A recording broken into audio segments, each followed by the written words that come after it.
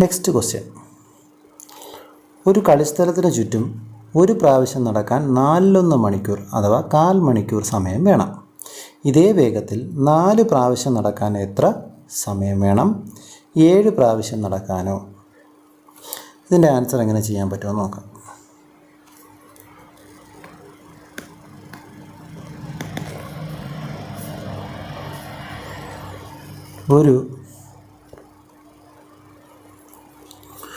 ഒരു കളിക്കളത്തിന് ചുറ്റും ഒരു പ്രാവശ്യം നടക്കാൻ 4/1 മണിക്കൂർ അഥവാ 1/4 മണിക്കൂർ. നമുക്ക് നോക്കാം. സൂചിയാണെന്ന് വിചാരിക്കുക, ക്ലോക്കാണെന്ന് വിചാരിക്കുക. ക്ലോക്കിൽ 1/4 മണിക്കൂർ അല്ലേ, ഇവിടെ നിന്ന് ഇതുവരെ ആകുമ്പോൾ 1/4 മണിക്കൂർ ആകുമെന്ന് വിചാരിക്കുക.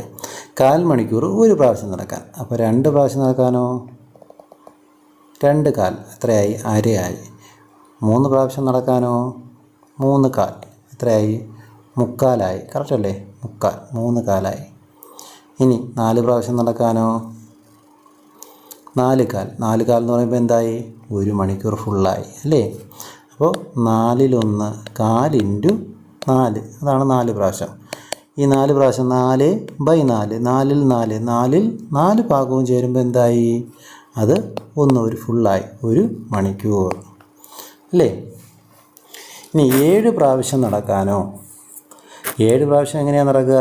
4 പ്രാവശ്യം നടന്നിട്ട് പിന്നെ 3 പ്രാവശ്യം കൂടെ നടക്കണം. ഫുള്ളായിട്ട് എത്താൻ പറ്റുമോ? ഇല്ല, ഇവിടെ നിന്ന് ഇതുവരെ എത്തുള്ളൂ അല്ലേ?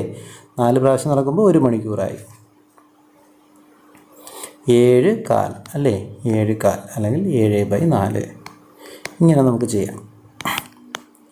ഒരു ഫുള്ള് 4 പിന്നെ 4/3 വരുള്ളൂ. അതായത് 1 മണിക്കൂറും 3/4.